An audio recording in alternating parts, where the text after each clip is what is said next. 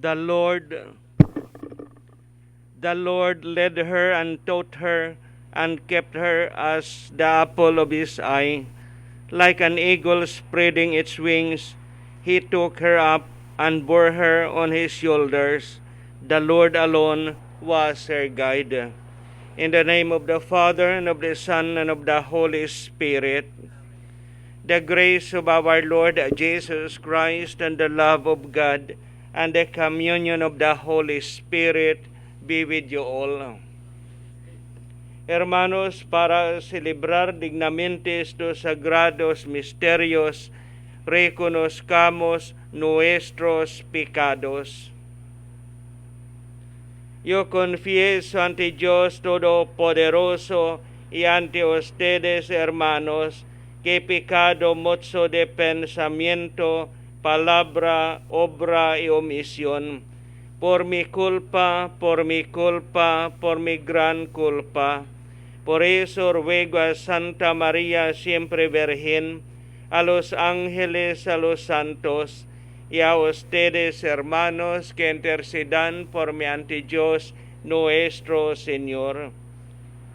Dios Todopoderoso tenga misericordia de nosotros, perdone nuestros pecados y nos lleve a la vida eterna. Lord, have mercy. Christ, have mercy. Lord, have mercy. Let us pray. O God, who open your kingdom to those who are humble and to little ones, lead us to follow trustingly in the little way of Saint Therese, so that through her intercession we may see your eternal glory revealed. Through our Lord Jesus Christ, your Son, who lives and reigns with you in the unity of the Holy Spirit, one God forever and ever.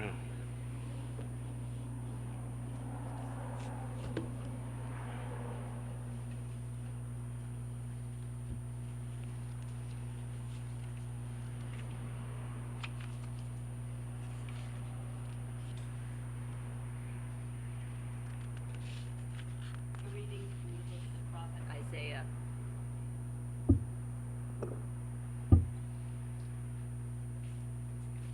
Rejoice with Jerusalem and be glad because of her, all you who love her. Exult, exult with her, all you who are mourning over her. Oh, that you may suck fully of the milk of her comfort, that you may nurse with delight at her abundant breasts. For thus says the Lord, Lo, I will spread prosperity over her like a river, and the wealth of the nations like an overflowing torrent. As nurslings you shall be carried in her arms and fondled in her lap. As a mother comforts her son, so will I comfort you. In Jerusalem you shall find your comfort. When you see this, your heart shall rejoice, and your bodies flourish like the grass. The Lord's power shall be known to his servants. The word of the Lord. Thanks be to God. In you, Lord, I have found my peace. In you, Lord, I have found my peace. O Lord, my heart is not proud, nor are my eyes haughty. I busy not myself with great things, nor with things too sublime for me. In you, Lord, I have found my peace. Nay, rather, I have stilled and quieted my soul like a weaned child. Like a weaned child on its mother's lap, so is my soul within me. In you, Lord, I have found my peace. O Israel, hope in the Lord, both now and forever. In you, Lord, I have found my peace.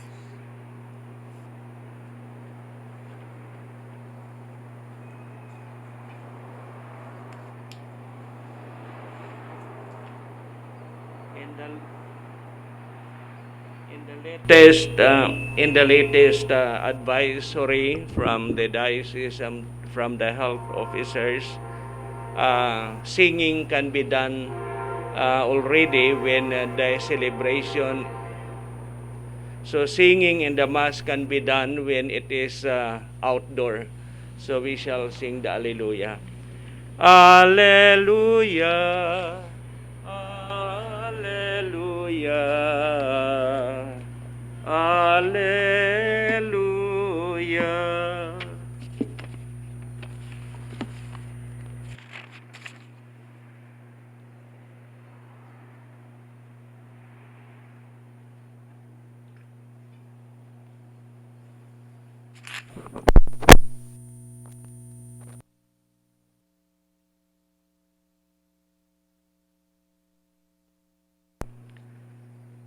El Señor esté con ustedes. Lectura del Santo Evangelio según San Lucas.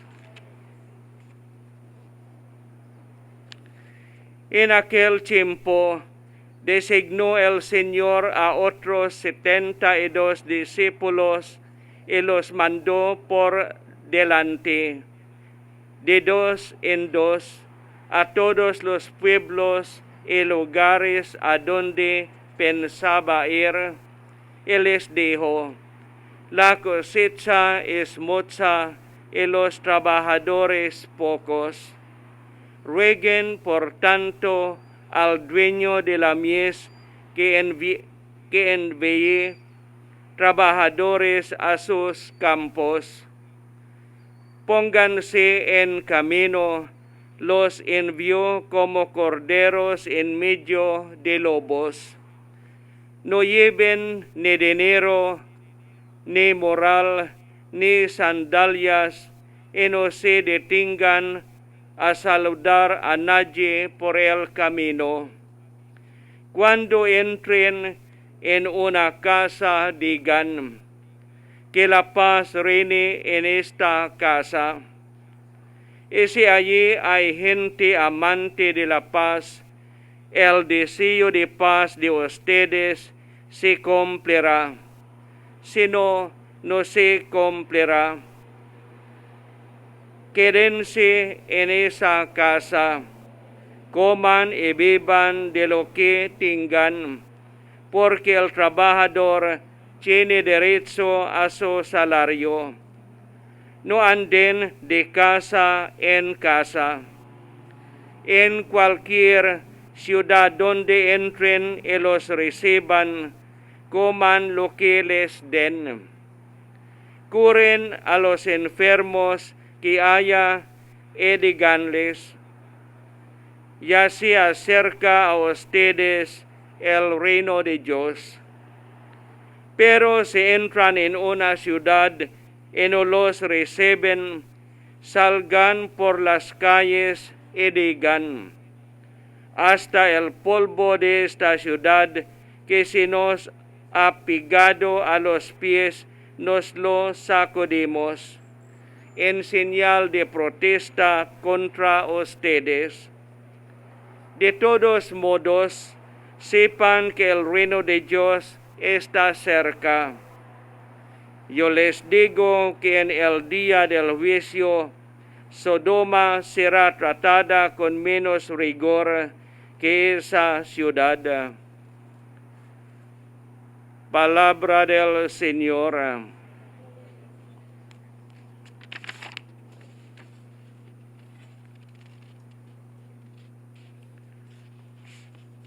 Today, we celebrate the memorial of Saint Therese of the Child Jesus, who lived for a short time only.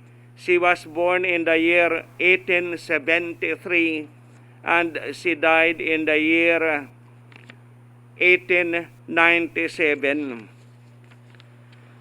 She is the saint that could be described as the model or even champion of spiritual smallness.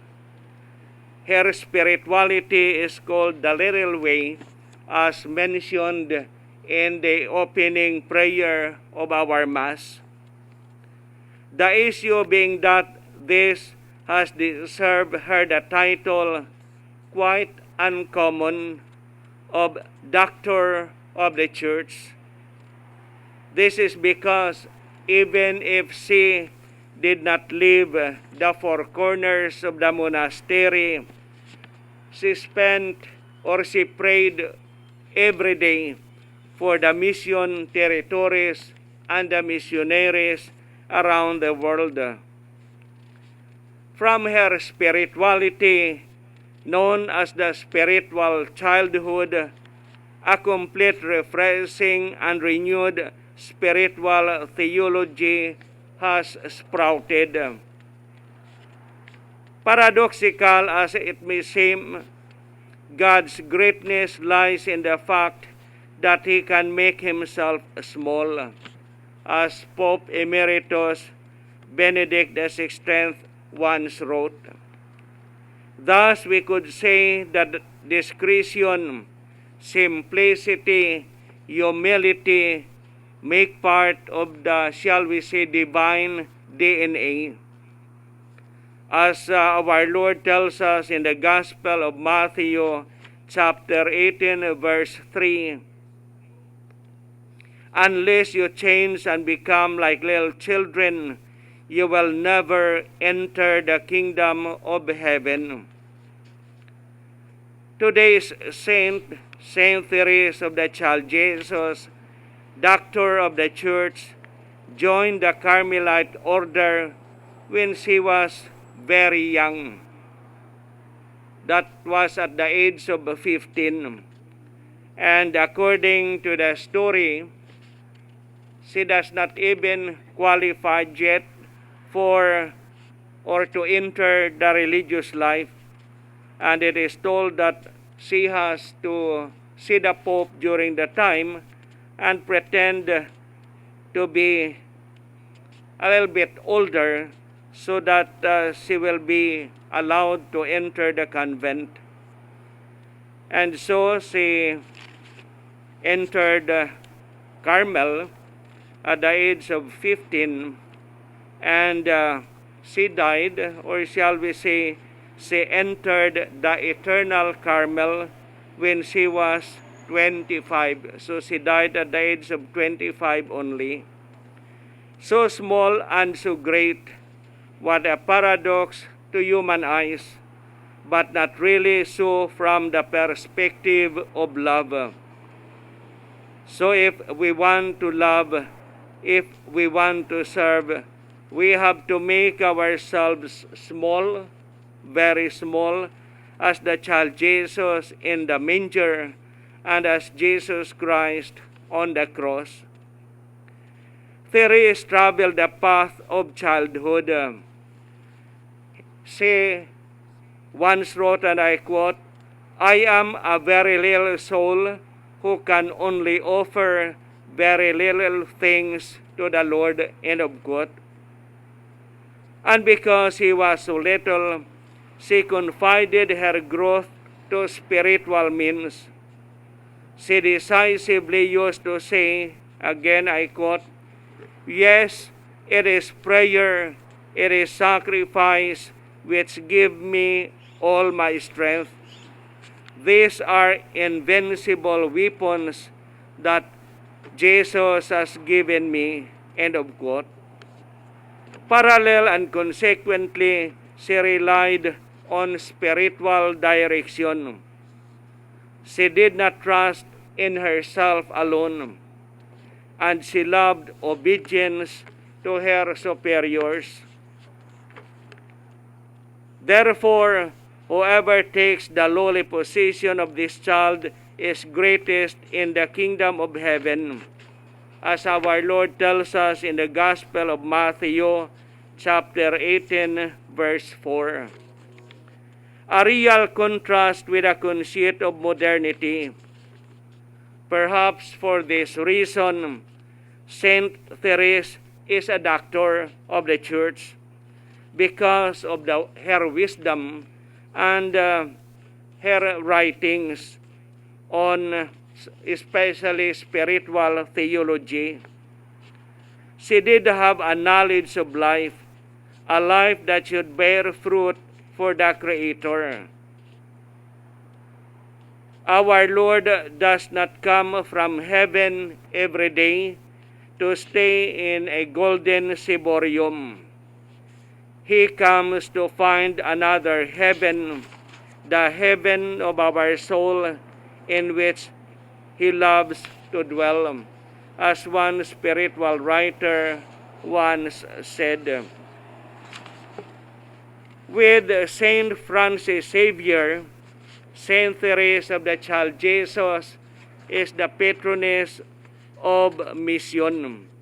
As I have said, she did not leave the four corners of the monastery, yet she was declared by the church as patroness of mission because, as I have mentioned, every day she includes in her prayer the missionaries throughout the world.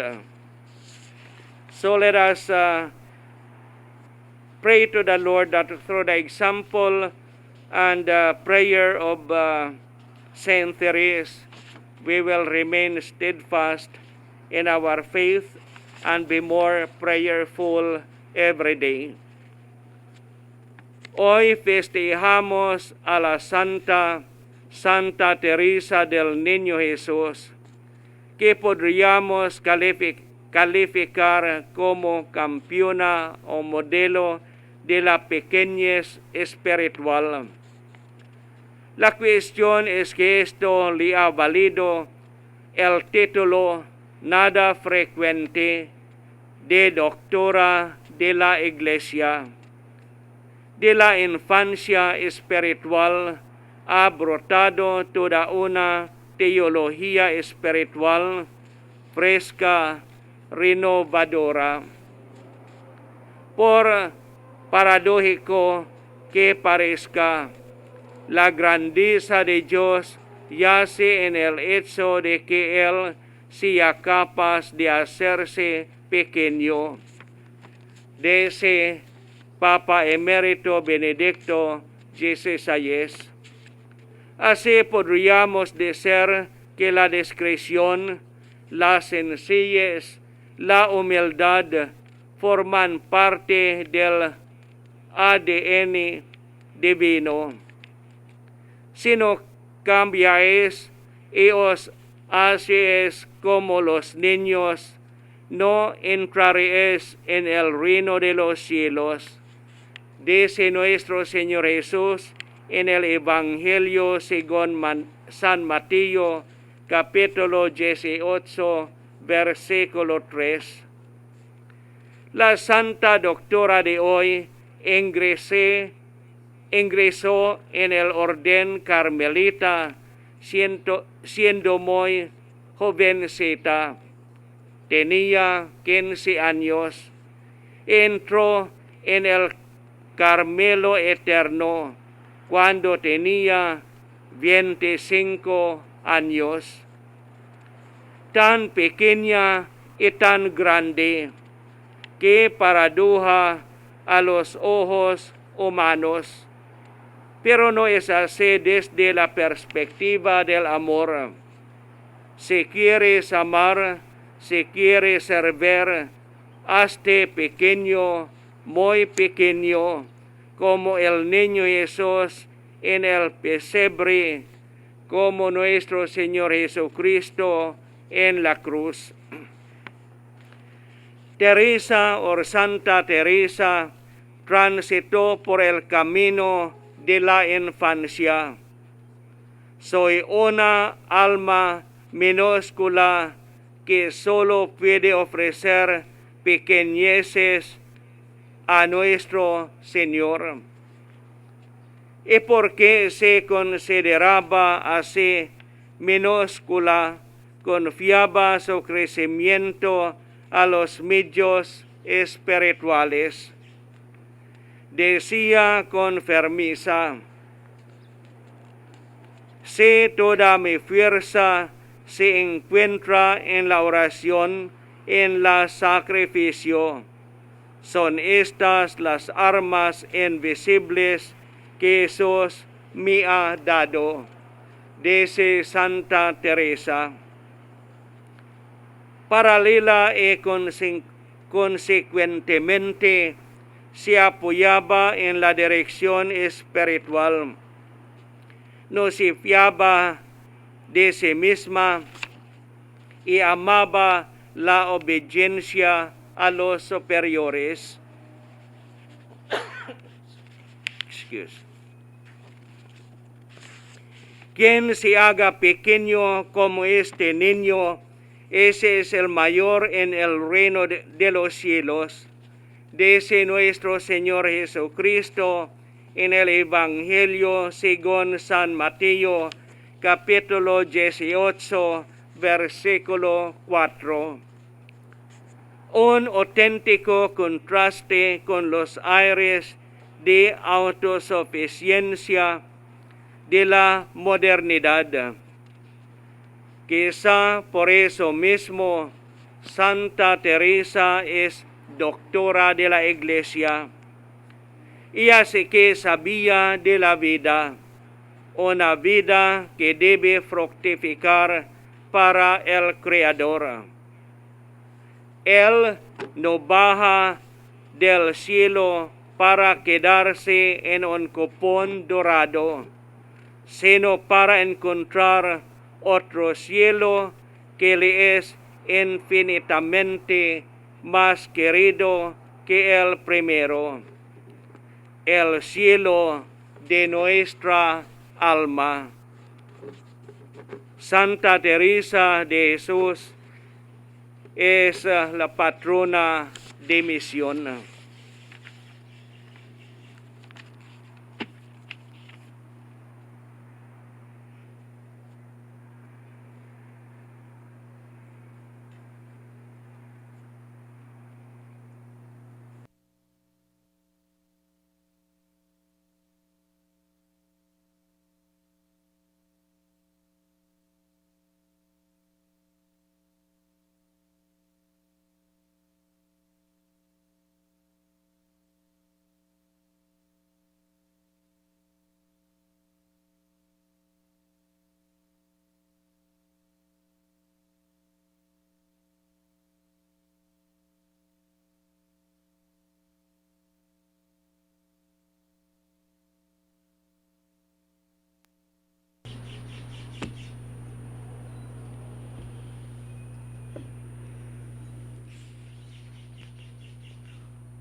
Let us praise God the Father who chose Saint Teresa of the Child Jesus to reveal the beauty of the gospel of His love.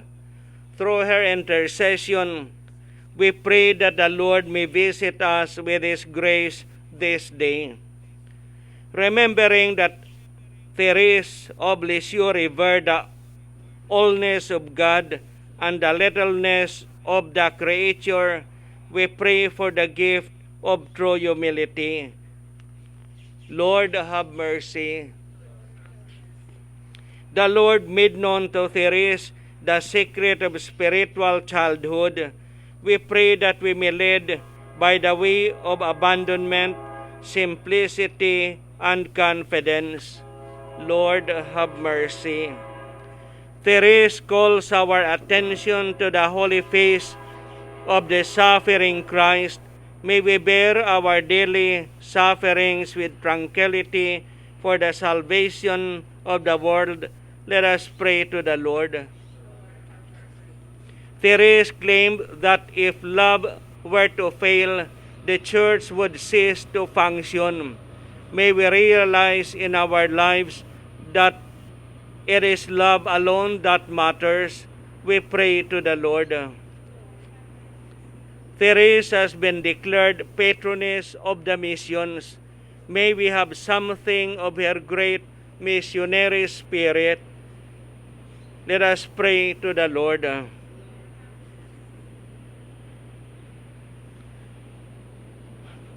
Por las intenciones de Nora Martínez, por su cumpleaños, roguemos al Señor. Por el eterno descanso de las almas de Flora Ortiz, roguemos al Señor. And for the intentions that we hold in the silence of our hearts.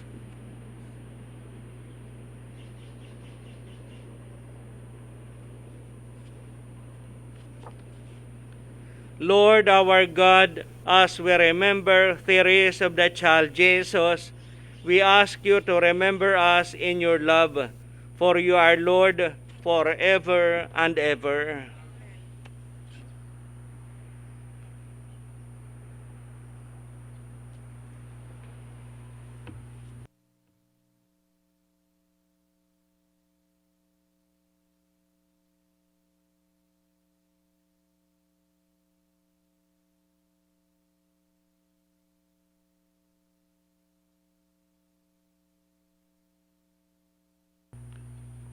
Blessed are you, Lord God of all creation, for through your goodness we have this bread we offer you, fruit of the earth and work of human hands.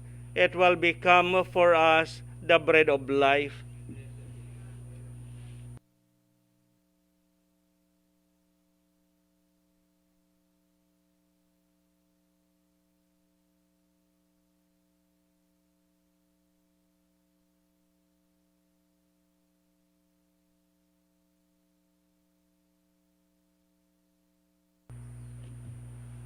Bendito sea, Señor Dios del universo, por este vino, fruto de la vida y del trabajo del hombre, que recibimos de tu generosidad, y ahora te presentamos. Él será para nosotros bebida de salvación. With humble spirit and contrite heart, be accepted by your Lord and my sacrifice at this day.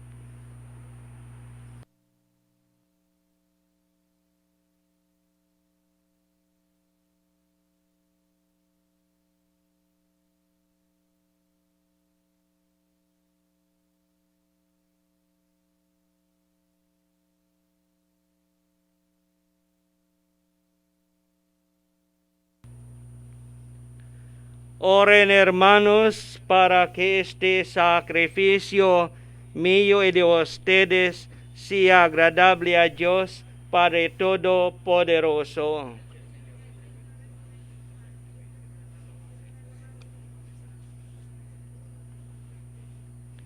Al proclamar, Señor, tu obra admirable en Santa Teresa, suplicamos humildemente a tu majestad que así como te agradaron sus méritos, así también te sea aceptable el desempeño de nuestro servicio. Por Jesucristo nuestro Señor. El Señor esté con ustedes.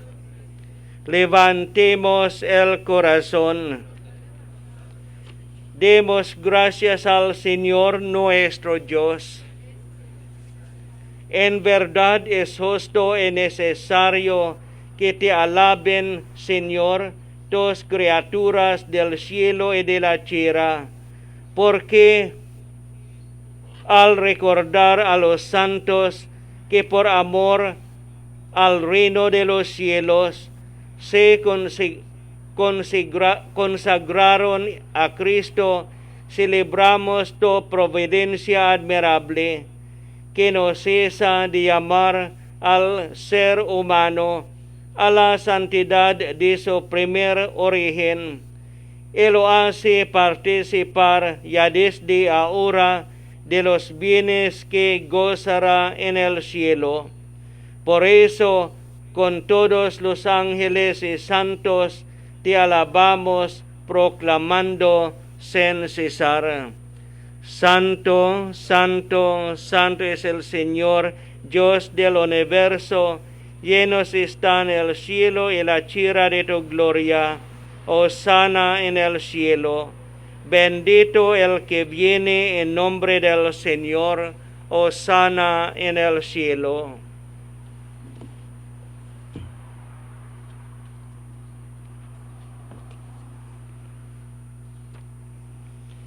You are indeed holy, O Lord, the fount of all holiness. Make holy, therefore, these gifts, we pray, by sending down your Spirit upon them like the dewfall, so that they may become for us the body and blood of our Lord Jesus Christ. At the time he was betrayed and entered willingly into his passion, he took bread and giving thanks broke it and gave it to his disciples, saying, "Take this, all of you, and eat of it, for this is my body, which will be given up for you."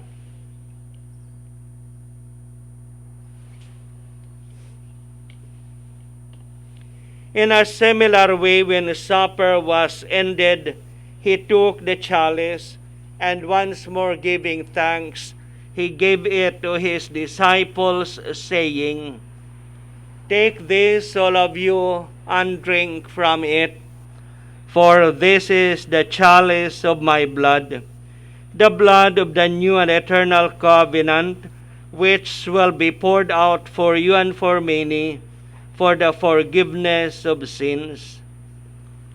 Do this in memory of me."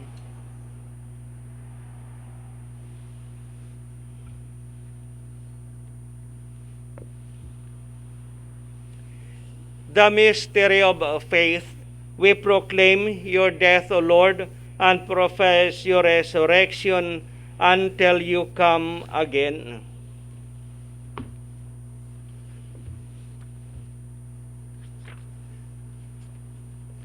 Así pues, Padre, al celebrar ahora el memorial de la muerte y resurrección de tu Hijo, te ofrecemos el pan de vida y el cáliz de salvación, y te damos gracias porque nos haces dignos de servirte en tu presencia. Te pedimos humildemente que el Espíritu Santo congregue en la unidad a cuantos participamos del cuerpo y la sangre de Cristo. Acuérdate, Señor, de tu iglesia extendida por toda la tierra, y con el Papa Francisco, con nuestro obispo Mayrón, y todos los pastores que cuidan de tu pueblo, llévala a su perfección por la caridad. Acuérdate también de nuestros hermanos que se durmieron en la esperanza de la resurrección, y de todos los que han muerto en tu misericordia. Admítelos a contemplar la luz de tu rostro. Ten misericordia de todos nosotros, y así con María, la Virgen Madre de Dios, su esposo San José, los apóstoles, con Santa Francisca de Roma y Santa Teresa de Niño Jesús, y cuantos vivieron en tu amistad a través de los tiempos, merezcamos por tu Hijo Jesucristo compartir la vida eterna y cantar tus alabanzas. Por Cristo, con Él y en Él, a ti Dios Padre omnipotente, en la unidad del Espíritu Santo, todo honor y toda gloria por los siglos de los siglos.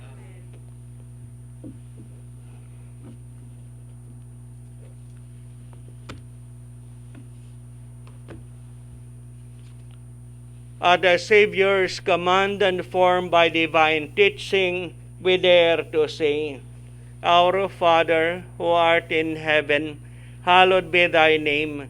Thy kingdom come, thy will be done on earth as it is in heaven. Give us this day our daily bread, and forgive us our trespasses, as we forgive those who trespass against us.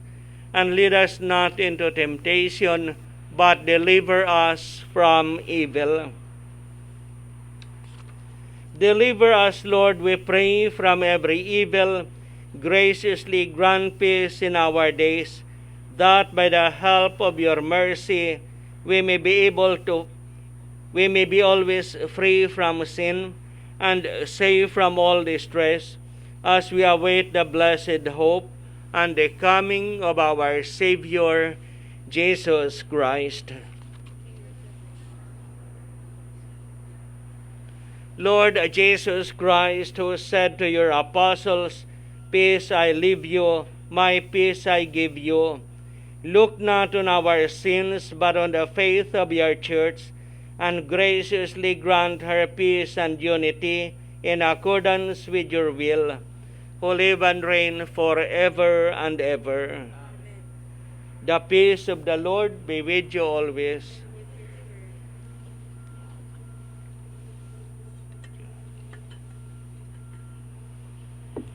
May this mounting of the body and blood of the Lord.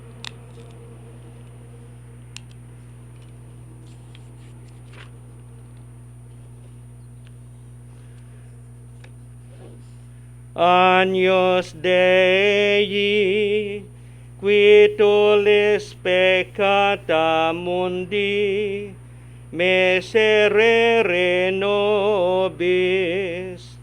Agnus Dei, qui tollis peccata mundi, miserere nobis.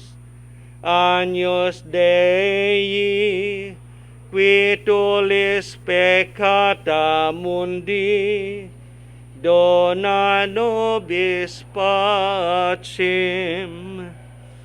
May the redeemer Father and blood of Jesus Christ, my Father, loving mercy, perfection, healing remedy.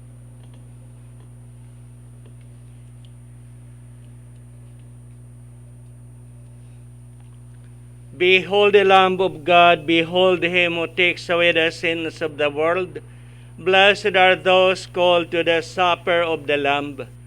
Lord, I am not worthy that you should enter under my roof, but only say the word, and my soul shall be healed.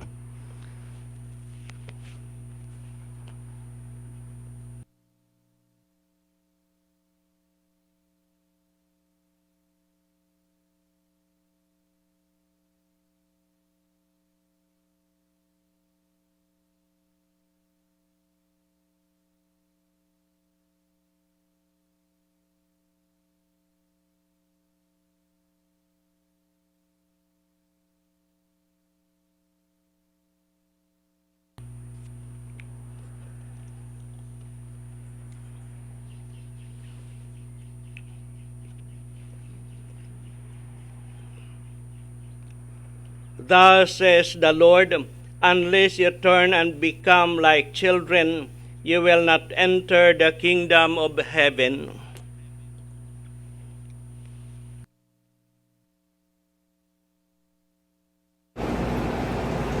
Creo, Jesús mío, que estás real y verdaderamente en el cielo y en el santísimo sacramento del altar. Os amo sobre todas las cosas y deseo vivamente recibirte dentro de mi alma, pero no pudiendo hacerlo ahora sacramentalmente, venid al menos espiritualmente a mi corazón. Y como si ya os hubiese recibido, os abrazo y me uno del todo a ti. Señor, no permitas que jamás me aparte de ti. Amén. My Jesus, I believe that you are present in the most blessed sacrament. I love you above all things, and I desire to receive you into my soul.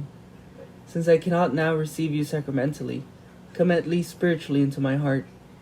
I embrace you as if you were already there, and unite myself wholly to you.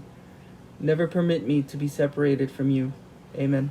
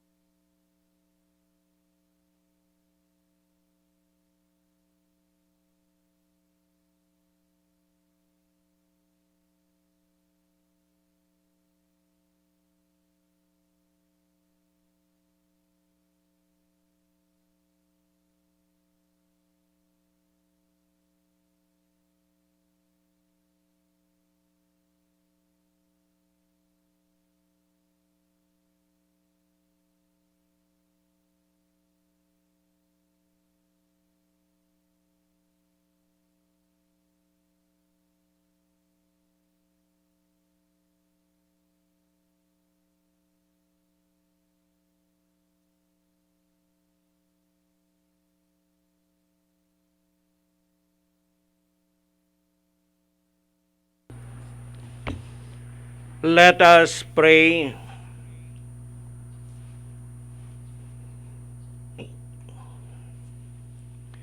May the sacrament we have received, O Lord, kindle in us the force of that love with which Saint Therese dedicated herself to you and longed to obtain your mercy for all.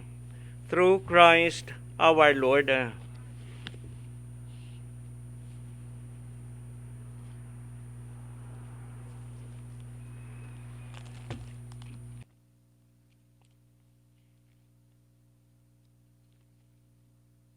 Now let us invoke the intercession of Our Lady of Guadalupe. Ahora invoquemos la intercesión de Nuestra Señora de Guadalupe. Holy Virgin of Guadalupe, Queen of the Angels and Mother of the Americas, we fly to you today as your beloved children. We ask you to intercede for us with your Son, as you did at the wedding in Cana. Pray for us, loving Mother, and gain for our nation and the world, and for all our families and loved ones, the protection of your holy angels, that we may be spared the worst of this illness. For those already afflicted, we ask you to obtain the grace of healing and deliverance. Hear the cries of those who are vulnerable and fearful. Wipe away their tears and help them to trust. In this time of trial and testing, teach all of us in the church to love one another and to be patient and kind.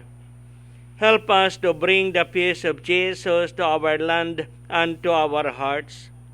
We come to you with confidence, knowing that you truly are our compassionate Mother, health of the sick, and cause of our joy. Shelter us under the mantle of your protection. Keep us in the embrace of your arms. Help us always to know the love of your Son, Jesus Christ, our Lord. Saint Raphael the Archangel, Saint Roque, Saint Francis of Rome, Saint Therese of the Child Jesus.